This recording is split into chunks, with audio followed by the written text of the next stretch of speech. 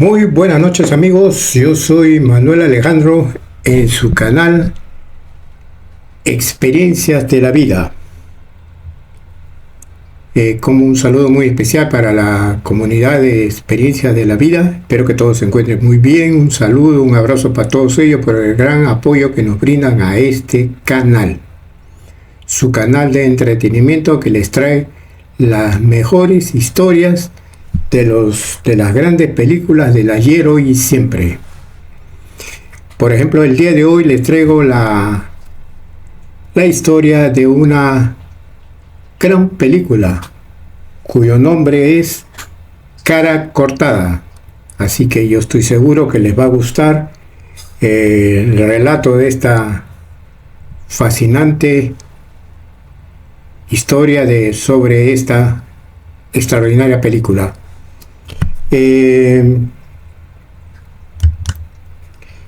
Quiero también hacer extensivo mi saludo para todo el público en general y solicitarle a los que no se han suscrito que lo hagan, amigos. Suscríbanse al canal, así nos van a poder apoyar para que este canal pueda seguir creciendo.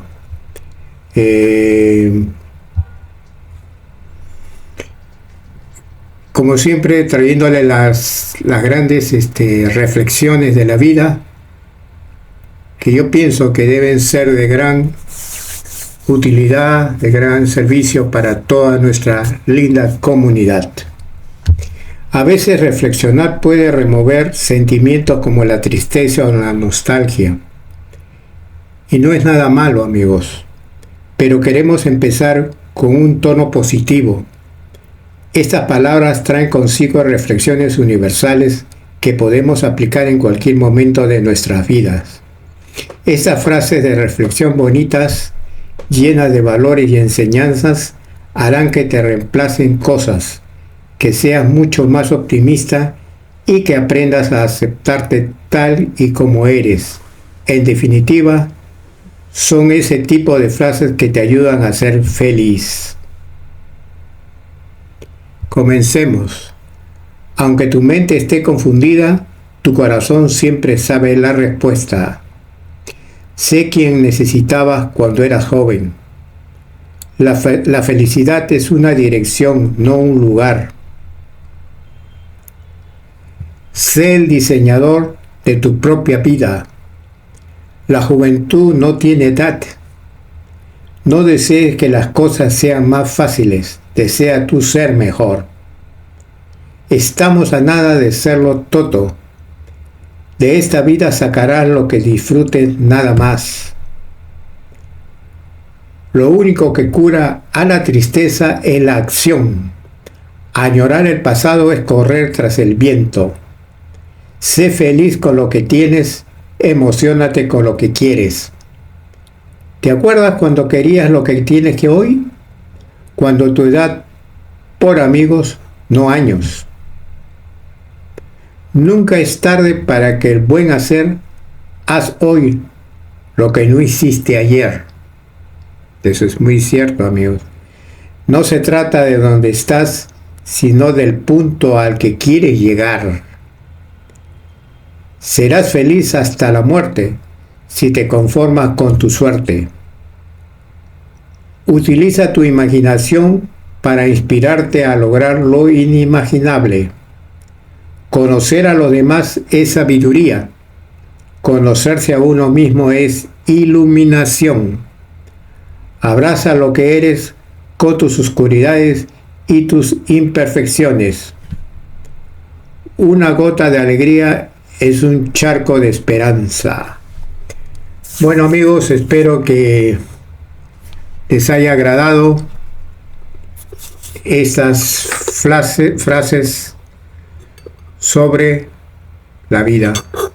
Son pequeñas reflexiones que nos hacen pensar y nos hacen ser cada día más optimistas.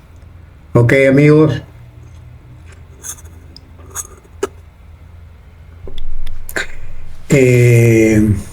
Los dejo. Cuídense bastante. Ok. los que manejan estén atentos siempre a los signos de tránsito, especialmente controlen la velocidad, amigos. Como les puedo decir, la ansiedad a veces hace que uno cometa errores al manejar. ¿Me entienden? Preferible llegar un minuto tarde que nunca llegar, ¿no? Así que, bueno, amigos, los dejo. No se olviden de suscribirse a este canal. Un abrazo para todos ustedes. Gracias por el apoyo que nos están brindando. Y sigamos adelante. Hagamos grande este canal, amigos. ¿Ok? Cuídense.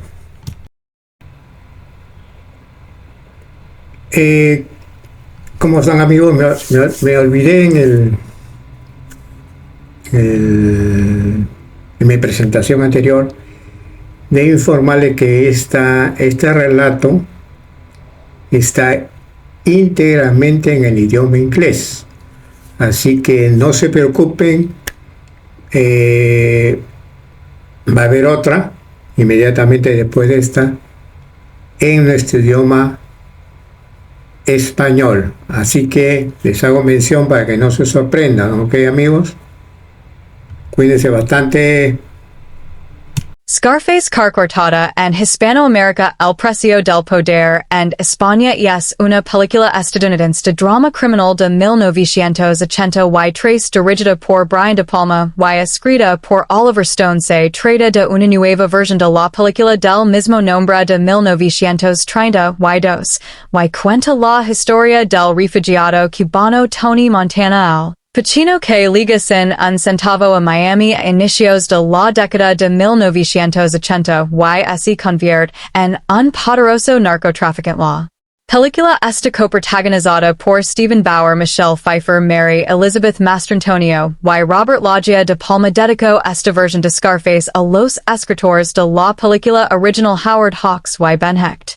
Después de ver la cinta de 1932 Pacino se interesó en actuar en una nueva versión de la cinta y comenzó a desarrollarla junto al productor Martin Bregman. Sidney Lumet fue contratado inicialmente para dirigirla pero fue reemplazado por De Palma, quien contrató a Stone para escribir el guion. El rodaje tuvo lugar desde noviembre de 1982 hasta mayo de 1983 en Los Angeles y Miami. La banda sonora de la película fue compuesta por Giorgio Moroder.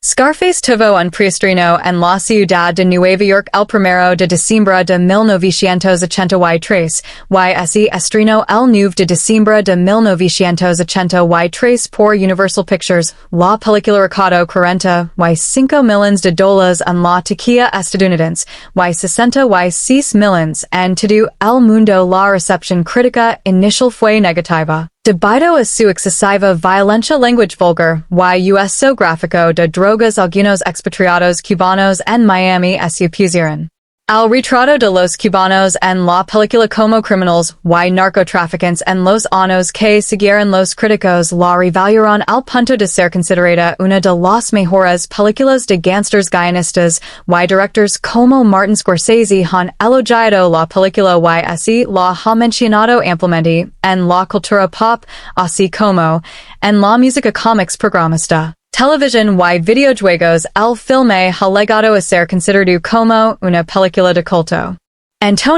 Tony Montana es un expresidiario cubano que liga a los Estados Unidos durante el éxodo de Mariel en mayo de 1980. Junto a su mejor amigo, Manny Rivera, son recluidos en Cayo Huso con el resto de los demás refugiados cubanos a la espera de una resolución política. Dentro del campo, un magnate de Miami llamado Frank López les encarga el asesinato de un alto cargo comunista de Cuba quedó en desgracia con Fidel Castro. Emilio Rebenga, que se encuentra en el campamento. Durante un motín, Tony asesina a Rebenga y, a cambio, a Tony, Manny y a su amigo Angel les consiguen los denominados green card. Tony y Manny comienzan a trabajar en un puesto de comida callejero hasta que son visitados por un asociado de Frank López, Omar Suárez. Omar les encarga un trabajo arriesgado pero bien remunerado consistent en realizar un intercambio de cocaína con unos colombianos en un motel. Este encuentro asisten Tony y Manny junto a dos amigos suyos, Ángel y Chichi. Sin embargo, el intercambio resulta ser una trampa tendida por los colombianos, que asesinan a Ángel para que Tony les revele la ubicación del dinero. Cuando estaban a punto de torturar a Tony, Manny y Chichi abren fuego, logrando escapar con vida después de que Tony eliminaran al cabecilla. Tony contacta con Omar y está resuelto a entregar la cocaína y el dinero directamente a Frank. Este los recibe de manera muy cordial en su mansión, insistiendo en que ambos trabajan para él. También conocen a su novia Elvira Hancock, de la cual Tony se ha prendido inmediatamente. Tony se enriquece trabajando para Frank López y visita a su madre y a su hermana Gina con el objetivo de darles dinero, que su madre rechaza desaprobando las actividades delictivas de Tony. Pese a todo, Gina se alegra del regreso de su hermano. Tony y Omar son enviados a Bolivia para realizar un trato con el poderoso narcotraficante Alejandro Sosa. Tony consigue llegar a un acuerdo con Sosa en nombre de Frank, si bien no tenía autoridad para hacerlo, lo que termina por desquiciar a Omar, el cual decide regresar a Miami. Sosa y Tony permanecen juntos mientras este observa como Omar es colgado de una soga desde un helicóptero, revelando Sosa que Omar era un informante de la policía. Tony insiste en que él no es un soplón y le permite arreglar las cosas con Frank. Tony causa una buena impresión en Sosa, el cual decide colaborar con él. De vuelta a Miami, Frank está furioso con Tony por actuar a sus espaldas, pues no se fia de Sosa en del gran gasto que supondrá el trato con él. Tony insiste en que es un buen negocio, pero Frank decide posponer el trato y lo advierte a Tony sobre no actuar más allá de sus competencias si quiere durar en el negocio. Tony, cada vez más desencantado con la actitud de Frank, visita a Elvira, declarando su amor y proponiendo que se case con él, garantizando que Frank no durara. Una noche, Tony y Manny visitan el Club Babylon, un local nocturno asiduo de los grandes magnates de la droga de Miami. Un hombre llamado Mel Bernstein insiste en hablar con él, resultando ser un policía corrupto, el cual le exige a Tony una serie de pagos para evitar que la policía vaya por él. Tony se ve obligado a aceptar. Al mismo tiempo, su hermana Gina se encuentra bailando de manera provocadora con un hombre, lo que enfurece a Tony, el cual la persigue hasta el baño para evitar que su hermana mantenga relaciones sexuales con él. Gina se enfada con Tony, creyendo que la trata como a una niña y es llevada a su casa por Manny, percibiendo la atracción que sienten el uno por el otro. Después, Tony se acerca a Elvira con la intención de coquetear con ella. Frank lo observa y lo exige que se vaya, pero Tony lo ignora. Antes de que la discusión vaya más, Frank y Elvira se marchan. Tony permanece en el club hasta que unos hombres armados desatan un tiroteo con el objetivo de eliminar a Tony, el cual consigue escapar. Tony está seguro de que Frank envió a Mel para chantajearlo y a los matones, por lo que llama a Manny para que se reúna con él y lo pide uno de sus amigos que llame a Frank para confirmar que él es el traitor. Tony, Manny y Chichi acuden al concesionario de Frank, al cual está con Bernstein. En ese momento, el teléfono suena y Frank afirma que es Elvira, lo cual confirma las sospechas de Tony, por lo que se decide eliminarlo. A pesar de las súplicas de Frank y de su intento de soborno, Tony le pide a Manny que acabe con él. Bernstein, impedirido, lo confirma que Frank se enfureció por lo ocurrido con Elvira.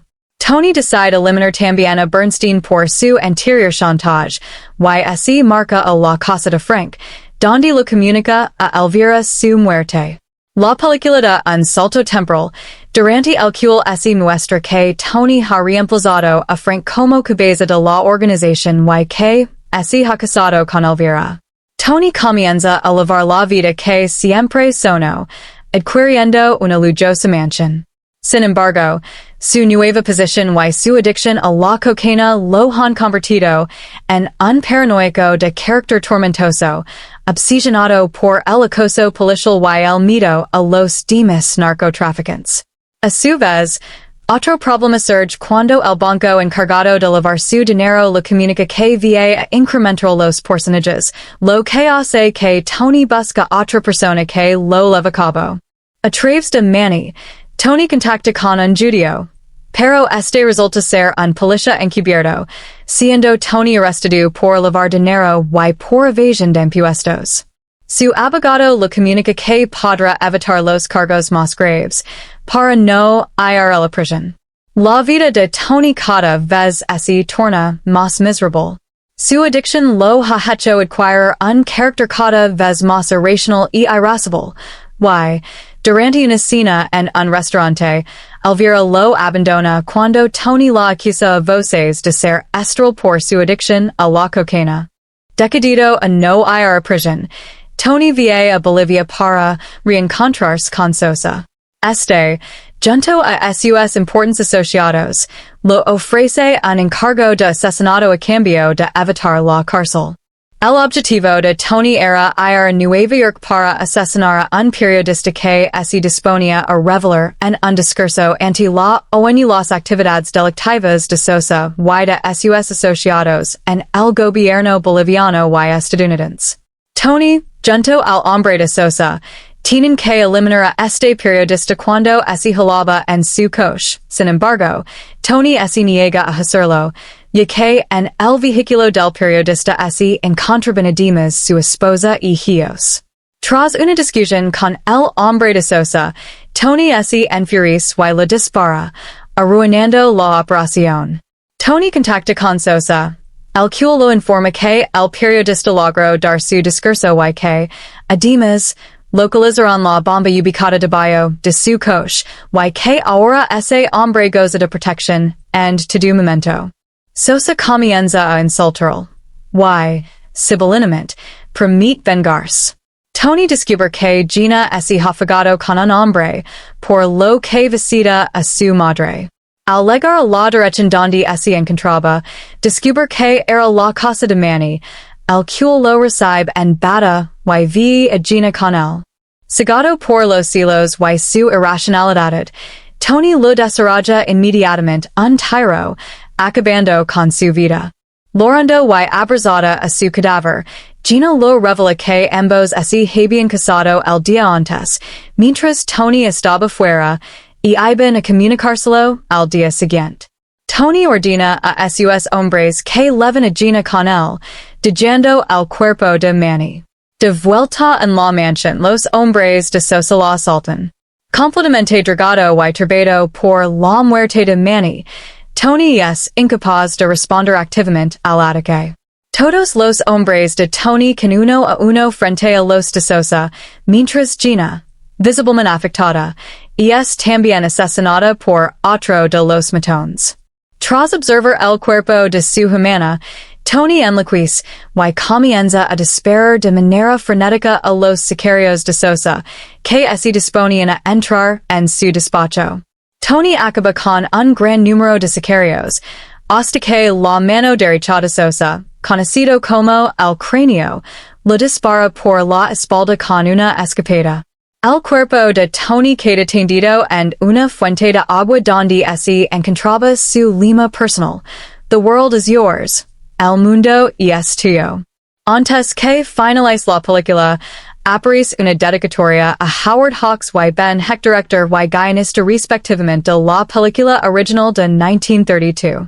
Scarface comenzó a desarrollarse después de que Al Pacino viera la película de 1932 del mismo nombre en el Tiffany Theater mientras se encontraba en Los Angeles. Más tarde llamó a su manager el producto Martin Bregman y le comunicó del potencial que tenía una nueva versión de esa película. Pacino originalmente quería que el filme continúe siendo de época, pero ese dio cuenta de que debido a su naturaleza melodramática sería difícil de lograr.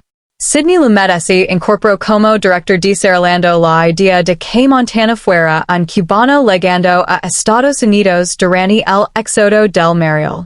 Las diferencias creativas de Bregman y Lumet hicieron que Lumet abandonara el proyecto. Lumet había querido hacer una historia más política que se centrara en culpar a la administración presidencial por la entrada de cocaína en los Estados Unidos, pero Bregman no estuvo de acuerdo. Bregman lo reemplazó con Brian De Palma y contrató al guionista Oliver Stone. Stone había visto el Scarface original de 1932 y no lo había gustado, por lo que al principio rechazó la oferta solo. Después de hablar con Lumet se convenció de aceptar la oferta que acordaron transformar la película de una pieza de época en una película contemporánea. Declaró Sidney tuvo una gran idea en tomar la película de gangsters de la ley seca estadounidense de la década de 1930 y convertirla en una película moderna de gangsters inmigrantes que se enfrentan a los mismos problemas que teníamos entonces, prohibiendo las drogas en lugar del alcohol. Hay una prohibición contra las drogas que ha creado la misma clase criminal que la prohibición del alcohol creó la mafia. En el libro de Oliver Stone Experience, Stone declaró no quería hacer una película de la mafia italiana. Tuvimos docenas de estas cosas, pero luego Bregman volvió y me dijo Sidney tiene un gran idea, quiere hacerlo como una foto de Marielito en Miami. Dije eso y es interesante. La idea de Sidney fue buena. Stone investigó el guion mientras luchaba contra su propia adicción a la cocaína. El y Bregman realizaron su propia investigación y viajaron a Miami, Florida, donde tuvieron acceso a los registros de la Oficina del Fiscal Federal y la Oficina contra el Crimen Organizado. Stone se mudó a Paris para escribir el guion, creyendo que no podría dejar su adicción mientras estaba en los Estados Unidos, y afirmó en una entrevista de 2003 que estaba completamente fuera de las drogas en ese momento, porque no creo que la cocaína ayuda a escribir y es muy destructivo para las células del cerebro. Pacino insistió en asumir el papel principal como Tony Montana y trabajó con expertos en combate con cuchillo, entrenadores y el boxeador Roberto Duran para lograr el tipo de cuerpo que quería para el papel. Duran también ayudó a inspirar al personaje, que tenía cierto león dentro de él, según Pacino. Bauer y un entrenador de dialectos lo ayudaron a aprender aspectos del idioma y la pronunciación del español cubano. Mientras Pacino se encontraba en Nueva York, el director contó con el actor Edward James Olmos para el papel de Tony en algunas lecturas del guion junto al resto de los actores. Pfeiffer era una actriz desconocida en ese momento, y tanto Pacino como De Palma habían argumentado en contra de su elección, pero Bregman insistió en su inclusión. Glenn Close fue la primera elección para el papel, mientras que también se consideraron otras actrices como Geena Davis, Carrie Fisher, Kelly McGillis, Rosanna Arquette, Melanie Griffith, Kim Basinger, Sharon Stone y Sigourney Weaver. Bauer obtuvo su papel sin siquiera hacer una prueba de casting. Durante el proceso de audición, la directora de casting Alex Gordon vio a Bauer y instantáneamente notó que era el adecuado para el papel de Manny, una decisión con la que coincidieron tanto De Palma como Bregman. Era el único cubano en el elenco principal. John Travolta fue tenido en cuenta para el papel. Amigos, espero que les haya gustado este video. No se olviden de dejar sus comentarios, likes, suscribirse y compartirlo.